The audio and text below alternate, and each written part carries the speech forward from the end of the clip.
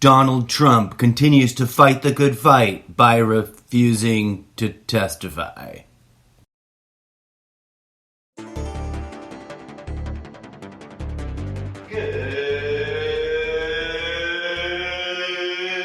morning, Trumptopia. We interrupt your regularly scheduled brainwashing in order to bring you breaking news. A special segment of the almost daily Zencast, focused on curious, quirky, and quixotic news items that you may have missed during the last 48-hour news cycle.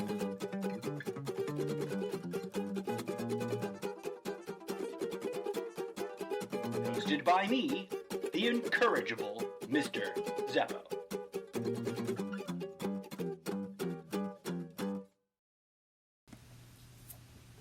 Good morning. Namaste, my mofos. It's Sunday, February 7th, 9:33 a.m. Pacific Standard Time. And in a bit of news-breaking news, I like it when the news gets meta, even if only accidentally so, by circumstance. But the news today is all abuzz about how weird and delightful and confusing it is for one facet of the System Americana, to give it a hoity-toity faux Latin-sounding name. Sistema Americana is operating in a way that resembles the expected normalcy of both real and imagined prior epochs.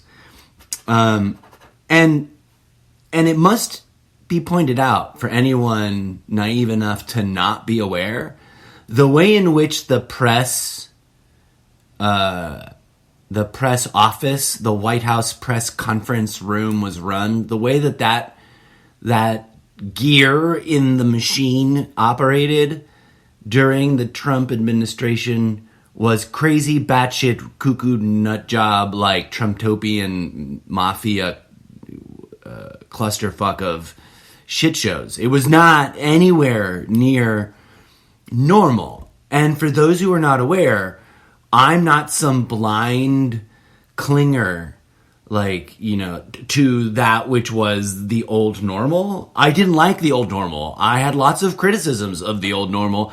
I don't think the old normal was anywhere near sustainable or healthy and or free of problematic situations and corruptions, ranging throughout both ends of the political ideological spectrum. But I digress.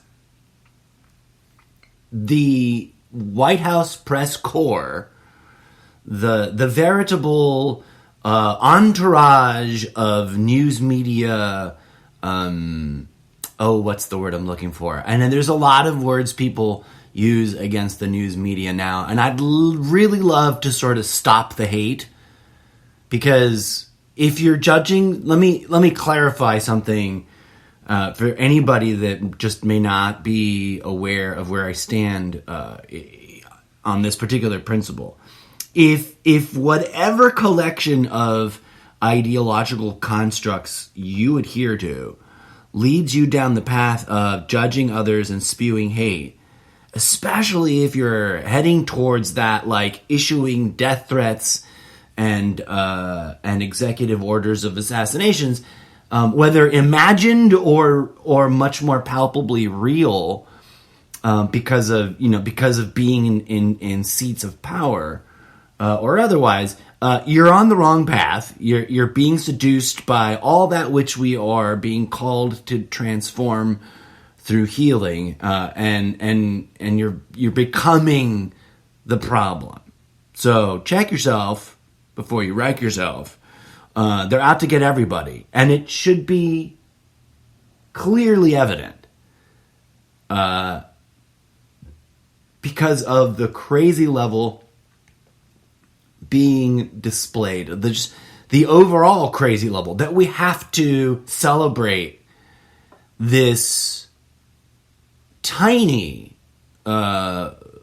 relief of what was a complete and total shit show of a ruined ritual, which was never all that super transparent. It wasn't ever all that super 100% the truth. We vilify and I'm not sure how to conjugate that word. We make sanctimonious. Is that a proper usage?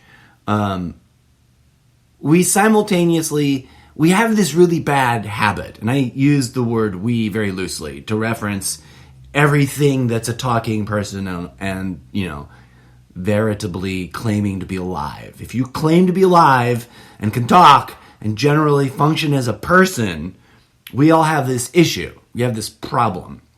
And that's that we way too quickly fall for the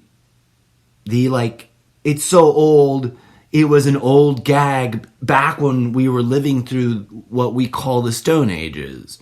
Not that we actually understand what was going on in that era, but even in that time, the divide and conquer tactic of it's us against them, and they're all super evil. Yeah, they do all these crazy things, makes them totally evil, so we are justified in our outrage, in our anger, in our actions, even should they become violent and or obnoxiously equivalent to that which we claim to be opposing. For ye friends, I don't think that's a correct usage of ye in any of the ye olde ancient languages that use ye. But dear friends, dear talking humanoids that cohabit in this planetoid commonly referred to as the dirt, please be advised that if you're being seduced towards that kind of extremity of judgment as opposed to discerning for the greatest common good, you're being led astray. And maybe you should stop and chill and question everything, truly question everything. That which you question the least should be that which is questioned most urgently, in my humble opinion. And now, friends, a little bit ahead of schedule, because I'm amped up and a little bit energized today. I want to break things up in a new funky fashion, I guess. Whatever, you don't care. Enjoy this or tune it out until I come back to ramble at you some more. Our tried and true and stoically silent cohort DJZ and a UK drill groove pad digital electronic muzak entertainment track entitled Pearls of Loopy Wisdom Loopified.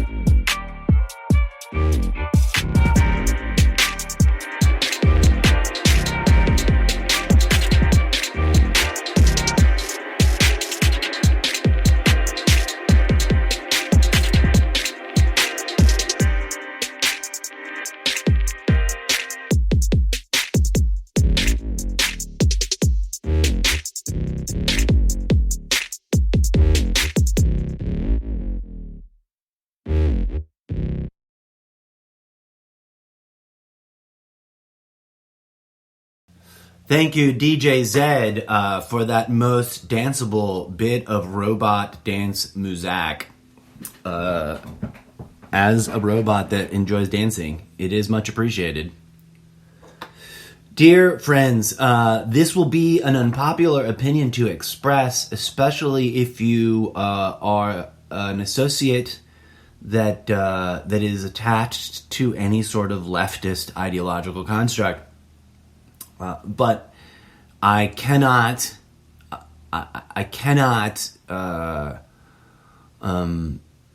placate either side, right? Because I'm here to call out their inequalities and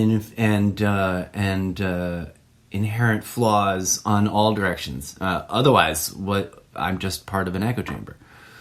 As pointed out in previous episodes, and I will surely return to this sort of disclaimer, I'm not here to idolize any politician.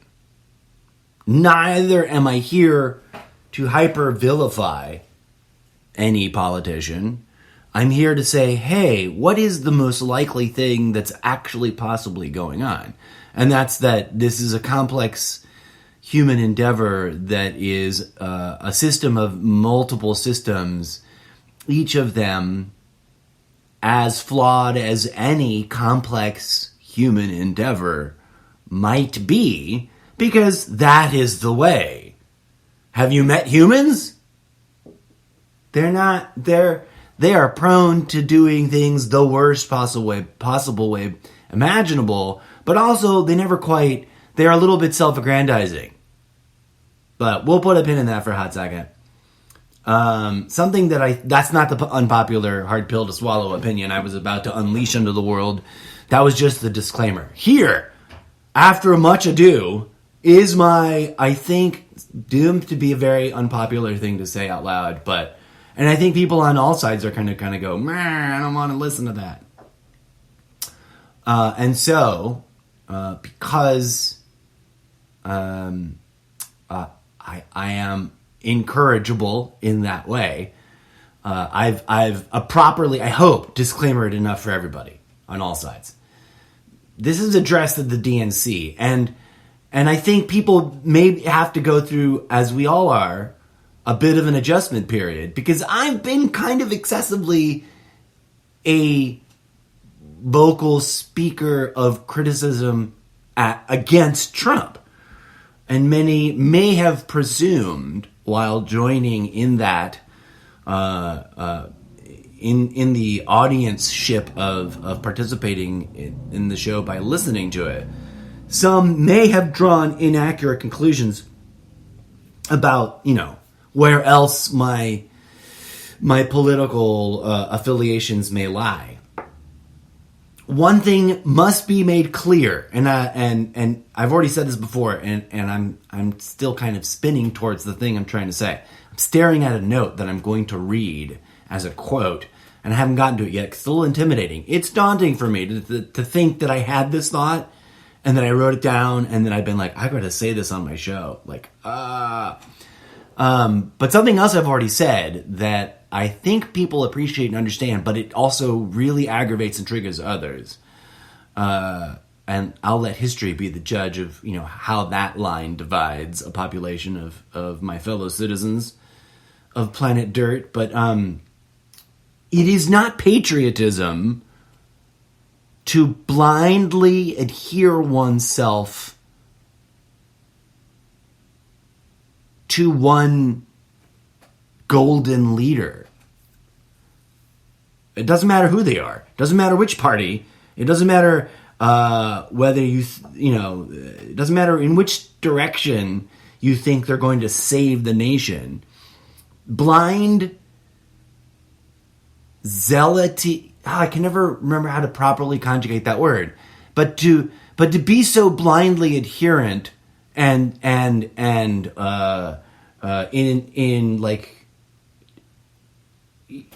supplicant worship of, to ideate, to idolize, that's correct, to idolize and create idolatry out of one's loyalty, direct personal loyalty to politicians, that's not what patriotism is at all. Like, you're failing, epic fail, if you think, I'm a patriot because I'm gonna just gag on whatever the fuck this politician's offering me. No. Dead wrong. You're doing it all wrong. Your fathers before you are shamed. In my humble opinion, if I may be so bold. Patriotism is about the greatest good for the nation, right? The people. It's we the people. Not, this guy's so special, I must adulate and supplicate and worship. Survey says incorrect. And I don't care which, it doesn't matter which country, right? So I'm looking at you, Myanmar. What the fuck's going on over there?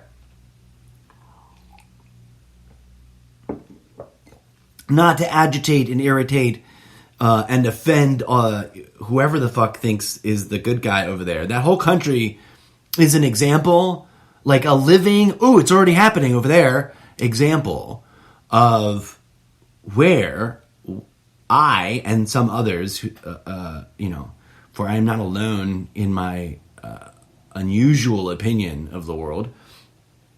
I think that there's some sort of black hole gravitas that draws our embodiment of governance, right? In other words, those human endeavors that are groups of people attempting to do the work of governance at national levels, that there seems to be a persistent,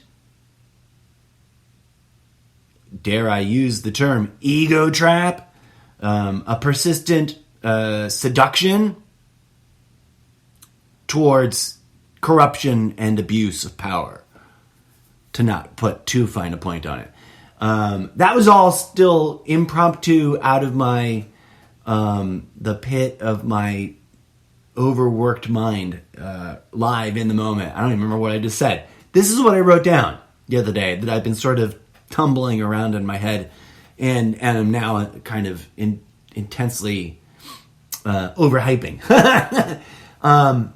But seriously, an open letter to the blue tyranny, and I say that with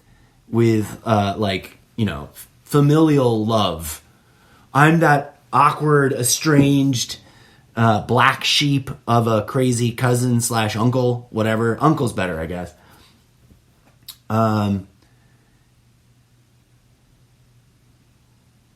as I've clarified before, I'm technically on neither team. I'm sort of an independent, and that it sort of fails to appropriately describe my political position. But I say this with respect and love for all those involved, because hey, we're all human beings first, are we not? We're all children of the Divine Mother, whatever organized religion you believe in, and whether or not that language is apropos for you, it's true nonetheless. Let specifically the National Democratic Party, the DNC, as we are like to call them sometimes, y'all should be warned. And I mean this earnestly. And anybody listening, because this advice is true and valid irregardless of where you stand on the political spectrum. But I am sort of officially pointing this at the Biden administration and its coalition of support. Do not become that which the right had previously, and maybe parentheticals, because maybe this is an unfair characterization, but maybe it's true, falsely, and parentheticals, accused you of being. Do not become that which the right wing accused you of being, left wing. Although, forgive me, I already sort of live from a worldview where it's like, you can't help yourself, can you? You two wings, the one bird. It's a problem. But that's another conversation. Be advised on all sides. Whenever you get seduced or seduced yourself into a whiplash overreaction, and you make a hypocritical hypocrite of yourself, it's a big epic fail. And my concern here is that is what will potentially, worst case scenario, happen or be coaxed out of the Biden administration. And in part, it is what the right fearmongers, and not that I'm buying into anybody's psyop of fearmongering, I don't think. I hope not.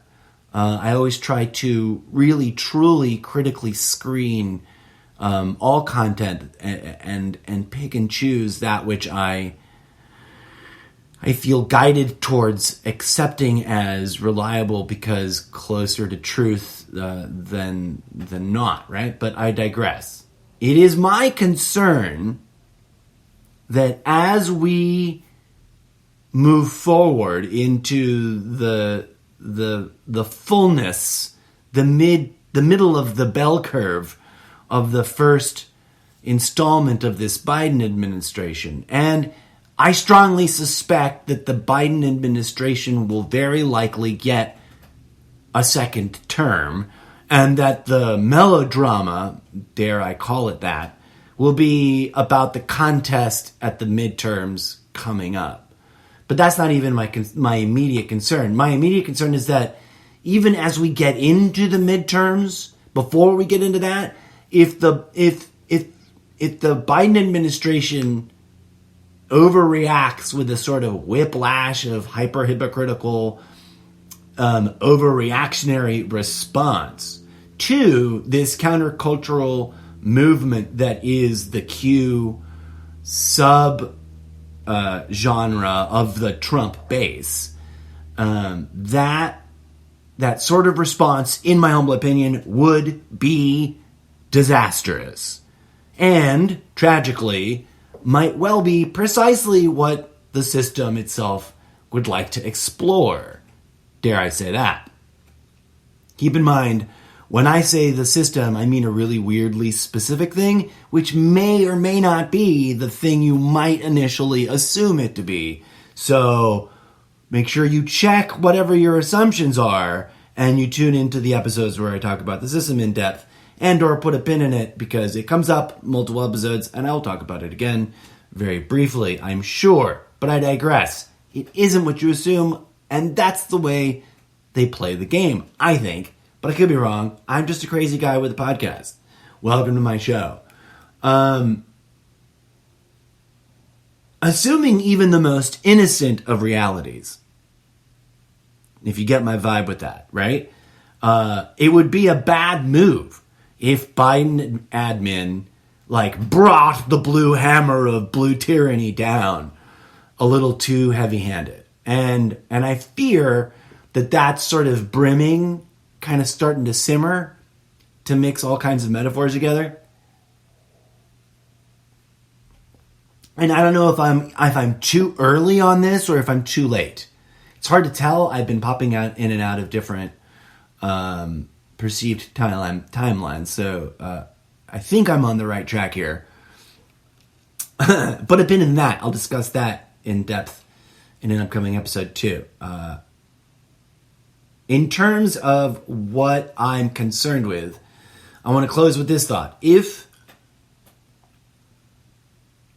the blue tyranny turns around and threatens to actually do and or starts actually doing some of the things that border on crazy, which cue content and cue adjacent sources of conspiracy theory content fearmonger about, it will be a lose-lose-lose, a three-way loss for everyone involved, in my humble opinion, for reasons that should be obvious, and yet don't have to go very far to see, the redonkulous place we could get to in a hot second, because, as we all know, shit can escalate rather quickly. right? Am I wrong? Just look at what's going on. Myanmar tragically is living the real life expression of the oxymoron that, of a Buddhist military dictatorship that has flirted with a puppet democracy and has now decided to stop the puppet show or something. Whatever's going on over there, it's cuckoo crazy nuts. And then now stop for a second and is this too crazy? Is this too far? But theoretically, and I would pray to be wrong about this, but as I understand the context here and now, the Q believers, for a time, believed in a set of predicted, potential outcomes revolving around the inauguration day, right? Which supposedly their successful, quote unquote, insurrection, which I would argue was not successful at all, not in any real, lasting, tangible terms, right? Because Trump is not in the White House. He's also being a weirdo and a recluse and pretending not to be the president.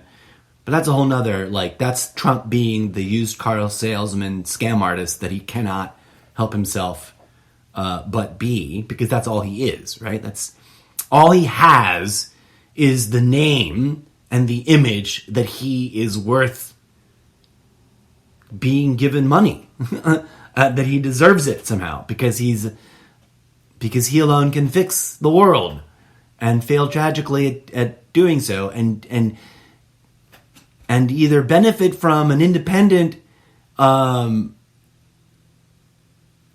wildly sophisticated, psyop political manipulation campaign, or somehow be responsible for it. That's something I don't know the answer to.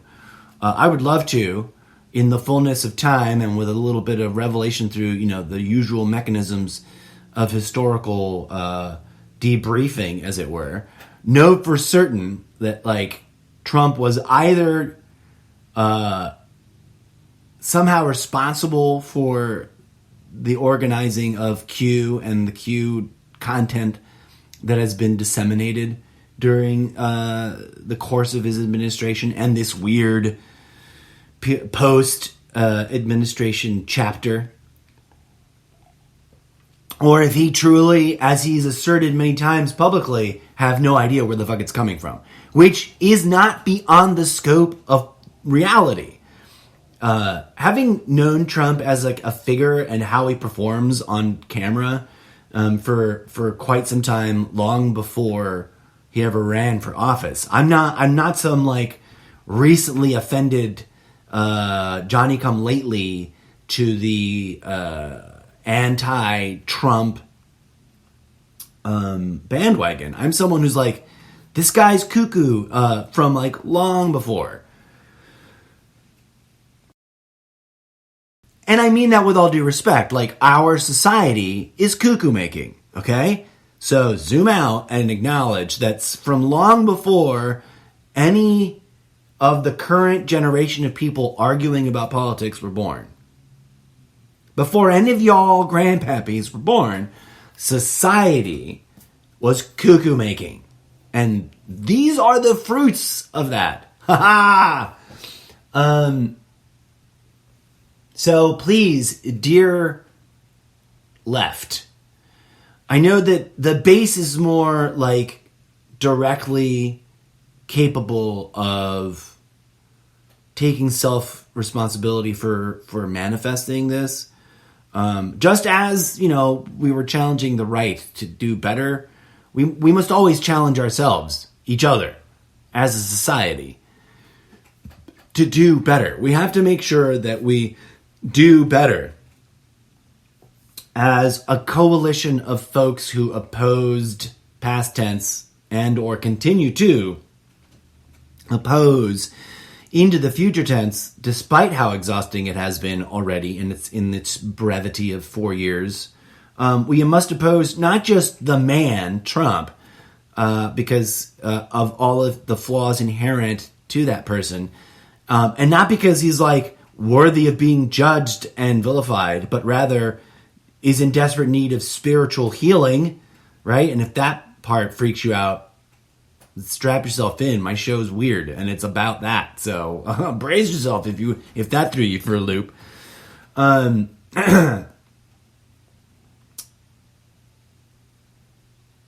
So don't stoop so low as to become those that you claim to oppose. Is my thought there and my concern, because obviously, and I hate to sound whatever the right dismissive term is right there, chide? Is that a word or is that an onion? Chives. Chide. I don't mean to sound cheap. Cheesy. I don't mean to sound like a melted Gouda. But that catch-22 of stooping so low as to become the evil which you claim to be opposing is everywhere. Is at the core of the symptomology being expressed by the human species of, the deeper problem, deeper than whatever you object to with the opposing party. 2 wings, 1 bird.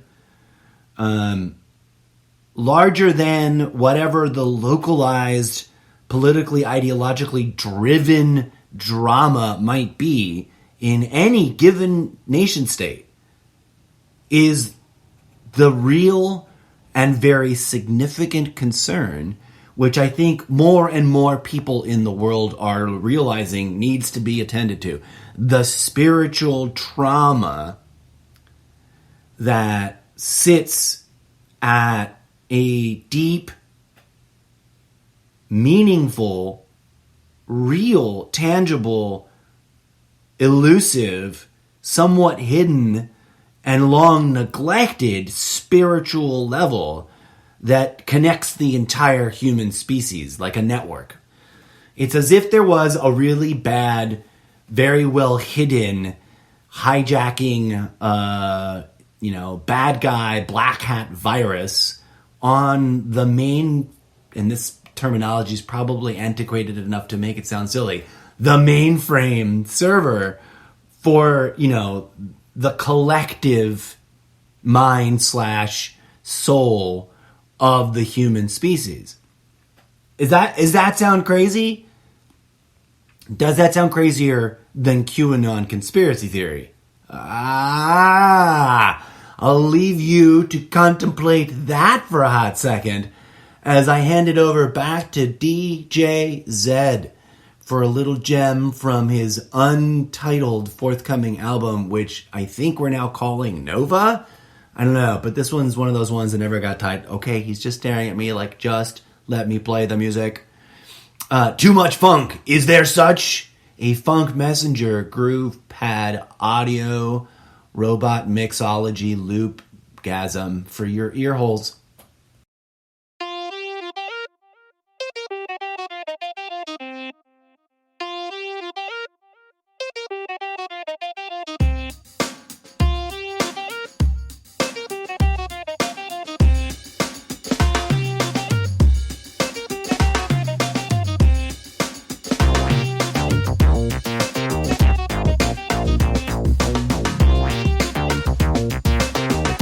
Thank you.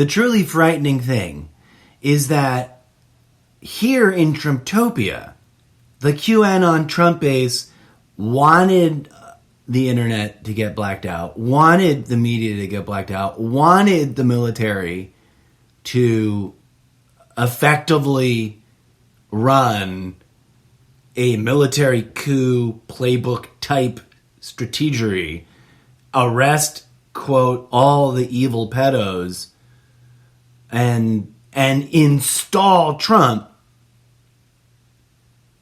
all without allowing anyone to use the word dictatorship.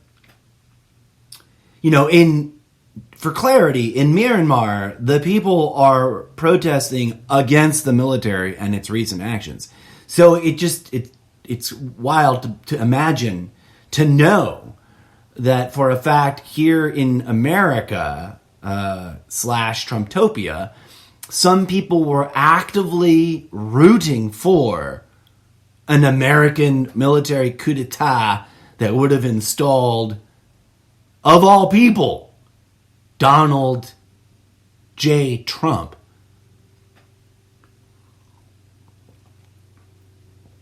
Ever since the day he was in a pizza commercial and he tried to eat the pizza backwards, I was like, "What? This guy's a clown, a buffoon, a weirdo, an orange spray tan, crazy cuckoo nut job bazillionaire kid that like has problems and probably needs deep spiritual healing, right? Because hey, everybody needs it. Look around, look at the world, and look how crazy it is."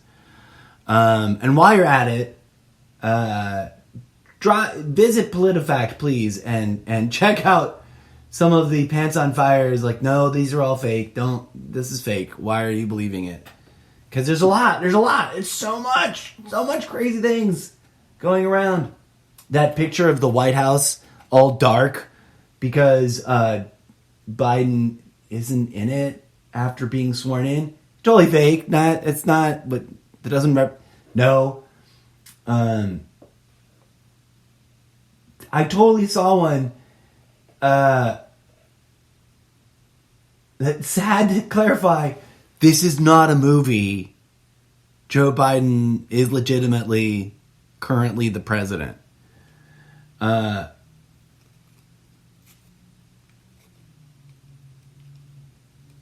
It's a brave new world of fantasy world building for the purposes of maintaining political power, which should outrage the base itself, and hopefully more and more Trump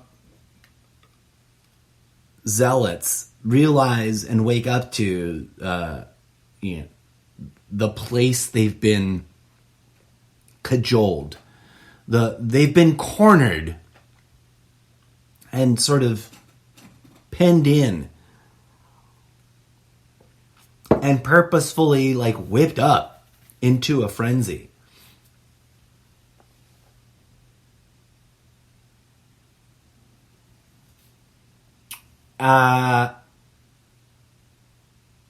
There's so much that needs to be talked about, and every day, seriously, folks, is it's a struggle bus. But I thank you for tuning in and hearing me out.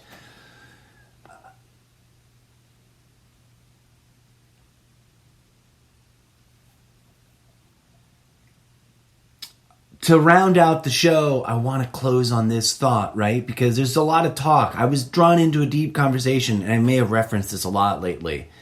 But it was really interesting talk that I had with some folks, and we were discussing like how does one draw the line in tolerance? Like, what does tolerance mean, and like why is it a virtue?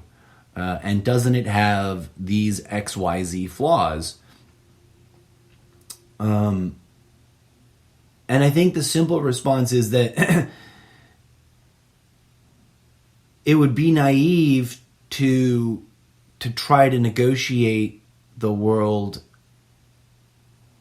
by blindly tolerating everything. Like that's obviously like a straw man argument, and that I don't think anyone who truly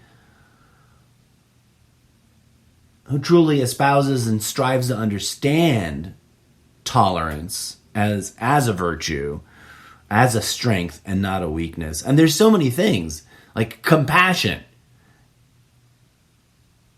9 times out of 10, I would venture to say, it's going to get struck down and mocked and ridiculed and sort of figuratively spat on as a quality of weakness in today's climate. But as I'm sure we're already exhausted of having to say, like, polarization is the name of the game today, right? And look at where everything's at, beyond the obvious. Look at the granular level. It's us versus them everywhere, and people are they're either having breakthroughs and realizing, oh wow, I really got pulled into a ridiculous corner to try, you know how they have that saying, like, that's a terrible hill to make a stand and die on. Trump is not worth it, folks. And slowly but surely, more and more people are going to very painfully come to that realization, especially as I think, and we'll have to sort of put a pin in it and see, for only time will tell, as Trump himself would have probably said.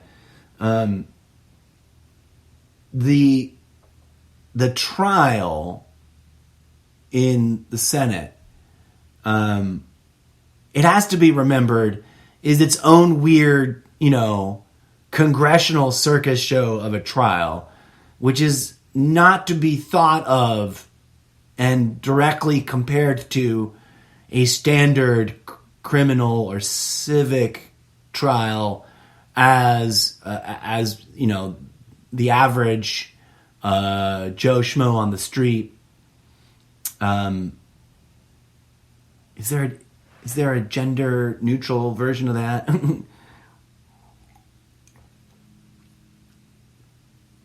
So there's going to be a lot of poo-pooing it, right? Like, you can already see it in the early stages. The new defense team, which is paltry compared to the prior. In the previous trial, he had 10 lawyers, and now, after having lost in whatever initial team of lawyers, he's got 2. Slimy, gross, the kind of lawyers no one would be like super excited to have defending them, I would imagine. But what do I know? That may be a bit of an unfair characterization. And yet, maybe it's not.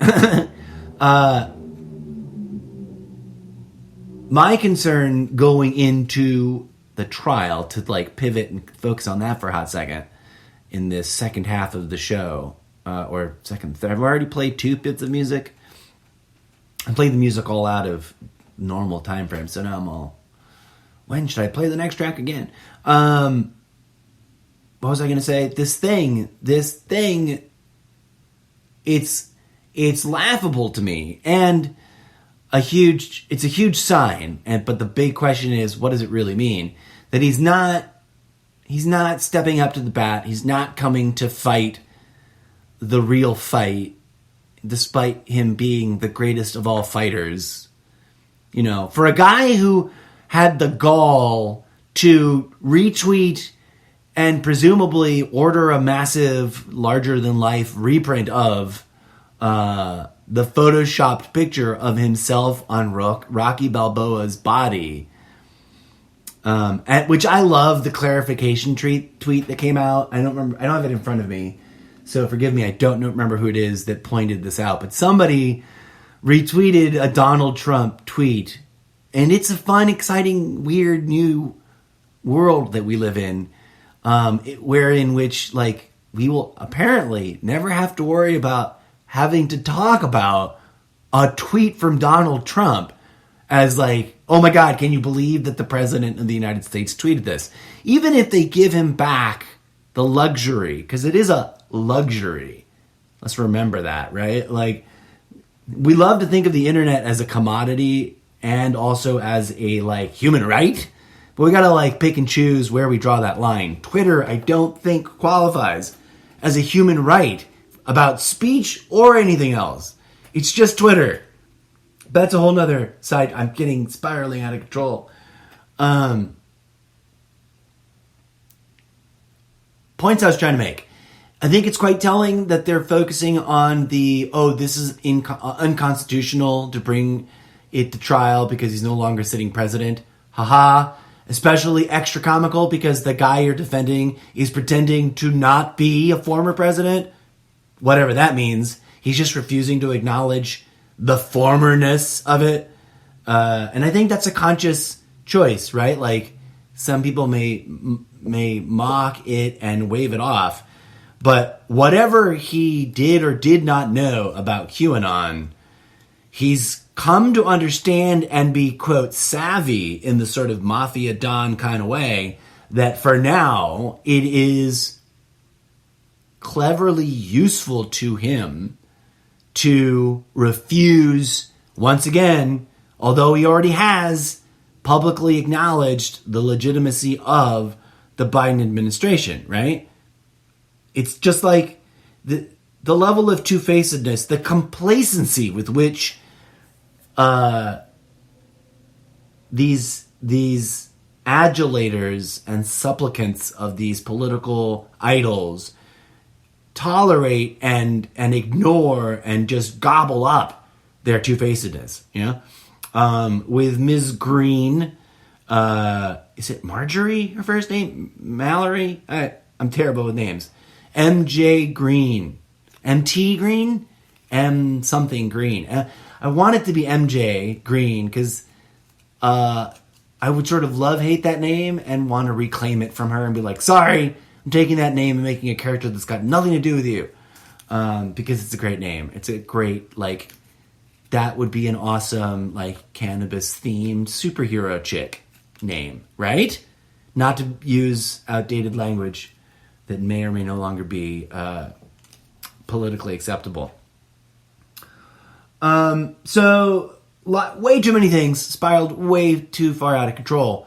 The intolerable, I would like to just conclude, must be held to account. But that accountability, and I'm looking at the Trump base, at Trump, and at the sycophants who enabled Trump, and at the simple fact that, like, they will repeat, and at probably at a furious pace, faster than ever before, that brainwashing litany of, oh, it wasn't all that bad what he did. Oh, he didn't even do it. Did he do it? Was it bad? We don't even care. It's not impeachable. That's all that matters. Was it breaking the law? Maybe. Blah. It's not impeachable, though. And it's unconstitutional to impeach him because he's not the president anymore. Even though he wants to pretend for his base that he still is the president. Wink, wink, nudge, nudge, say no more.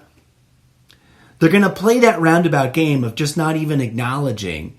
And that sort of fantasy world is difficult to contend with, but also impossible to sustain a defense with, in my humble opinion, because facts remain facts. Now, the problem here is that this will not be a real, and I choose that word begrudgingly because it's unfair. This is a real trial, but it won't be a real courtroom trial like we think of, you know, from the law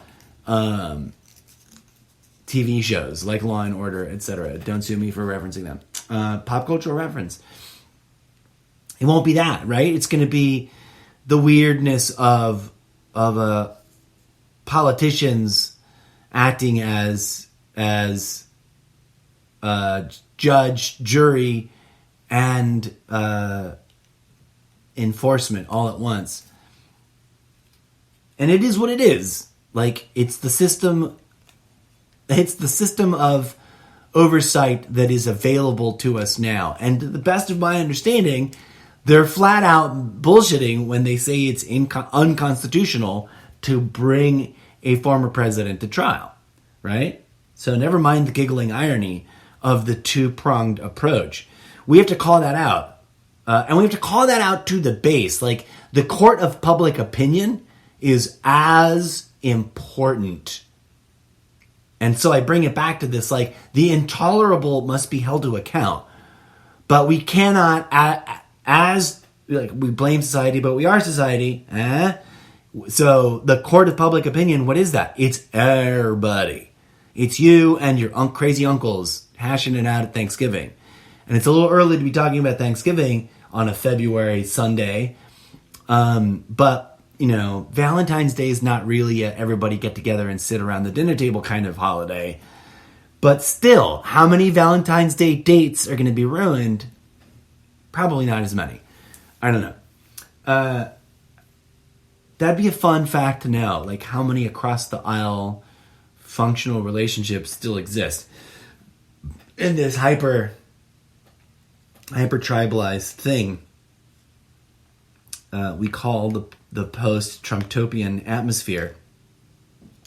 But here we go, folks. We're gonna ride that roller coaster in the coming days and or weeks as the trial comes to be and executes whatever tactics. And they're playing it close to the vest.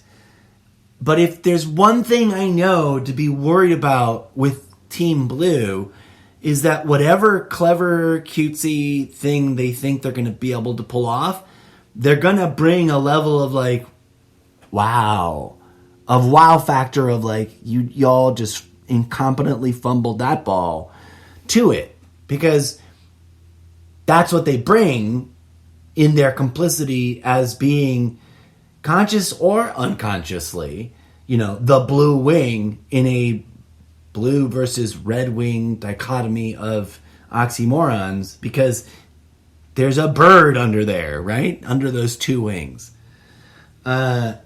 Whether they acknowledge it or not.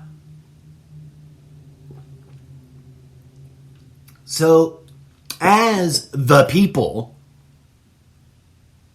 which, almost regardless of political party, you have a civic duty to answer to. Do we or do we not? Are we a nation state of the people and the laws that we tolerate and allow ourselves to self-impose? And we have this dual-edged duty, this double-edged sword of following the rules that we abide by, and also standing up to this black hole gravitas, this black hole influence, ego trap, ego suck, whenever it expresses itself, as it tries to draw everybody in towards some sort of expression of the tyranny problem. So we're currently in that suspense-riddled moment when the actual administration has yet to fully bear itself out in its actions. Will the Biden administration, for example, and this is a question I asked probably too soon, we were still in the whips and throes of fighting the good fight against Trump. So it got lost in that and that noise. But the meme is there on my Instagram. Will the Biden administration drop more bombs than the Trump administration did in its first 100 days, in its first year, in its first 2 years, 3 years, 4 years, etc.? Because curiously, to misquote Winnie the Pooh, so Winnie the Pooh that says it, curiouser and curiouser, it gets, regardless or irregardless, whichever is grammatically more correct in this particular context, of party, that's been the, administration to administration trend, is doesn't matter which colors they wave, they drop more bombs. Because more drops means more money. More bombs dropped means more income. Pa-ching. And it's something we're self-aware enough that the criticism is sitting right there in our own action-adventure fantasy movies about fighting evil. Right? Or have you not recently binge-watched the entire Marvel comic universe or cinematic universe content? Put a pin in that, because I lag. I have, as of yet, truly initiated the full-blown activization of the incorrigible Mr. Zeppo's totally irrelevant media reviews, but it is in the works / the pipeline. Programming note, please tune in for that, as it will soon, I hope, be available. I have a couple of ideas, just gotta power through the non-live recording and editing process. So hang in there. They're coming. Friends, we are about to live through a curious time as the pendulum hangs suspended longer than we might want to believe it to. And then it will begin its momentum-driven swing in the opposite direction. And the question is, can we remain vigilant enough to hold ourselves and each other accountable to that notion of advocating for to end with I believe it to be a Martin Luther King quote, to bring to bear, I'm not quoting yet, to bring to bear, in my own words, our own self-improvement, our own healing, and our own mightiest tool to address the problems we face cumulatively, right? Collectively, as a human species. For, as Martin Luther King said in his own day and in his own context, quote, "We still advocate non-violence and passive resistance, and still determined to use the weapon of love. We still insist emphatically that violence is self-defeating. He who lives by the sword shall perish by the sword." End quote. I'll leave you to contemplate that, friends, for I know that right now there's a lot of oh, whatever, it's not that bad, yay, normalcy going on. And yes, it's brilliant. We're going to have a regularly scheduled, almost daily, 5 days a week, I believe, is what they said is going to be the new norm. And that in and of itself is going to bring about a change of tone, a change of hopefully speed of how quick the quote news cycles are cycling through. But it's also, just one facet of a many-pronged concern or collection of issues. And to that end, we can't jump from one hamster wheel to another. For we are called to something larger than politics anyways, which I have, of course, already belabored and discussed in depth in previous episodes, and will, I am sure, discuss even further in newer episodes. So, farewell for today and namaste to you, dear friends and listeners. Thanks for tuning in and sharing a moment of contemplating and questioning the world we find ourselves in.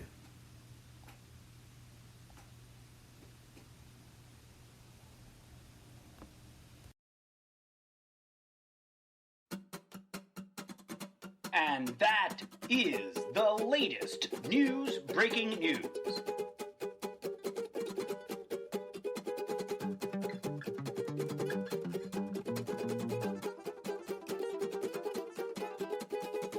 We now return you to your regularly scheduled brainwashing.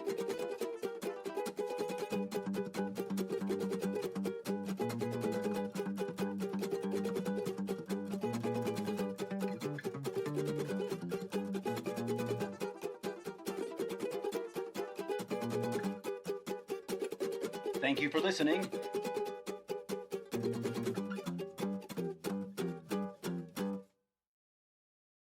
Remember, folks, it's about all of us healing ourselves and each other. That is what all of the crazy shenanigans are designed to distract us from.